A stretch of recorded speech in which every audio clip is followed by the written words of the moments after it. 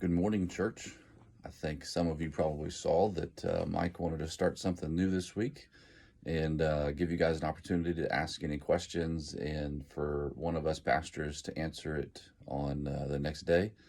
And so I saw there was a number of questions that came up yesterday and this morning, and just want to take a second and answer some of those. First of all, Mike had there in the comments that we would ask questions about coffee.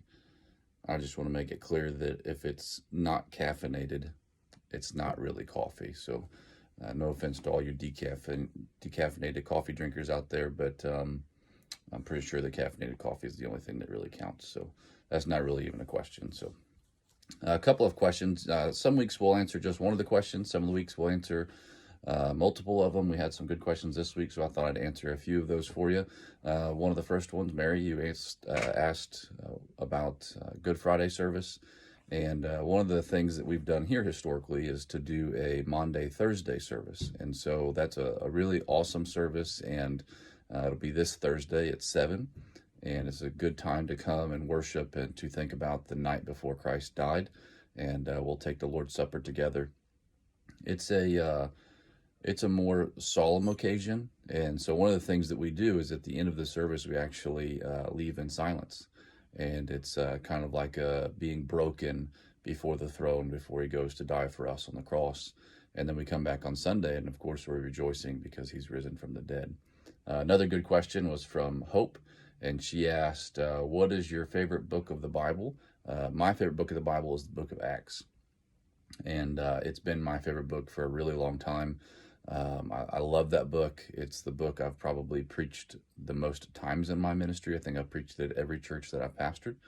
And it's a book that I really enjoy because it keeps us reminded of what the mission of the church really is. And so we get to see in the book of Acts how the church really plowed forward with the gospel and won lost people with the name of Jesus and just preaching about him and his death, burial, and resurrection. And in there we get to see how the church grew and exploded and how they dealt with their issues and their problems and everything that God was doing there in the first century. So I love the book of Acts. And my favorite character is also in the book of Acts because my favorite character is Paul. And I would say that I probably resonate most with Paul.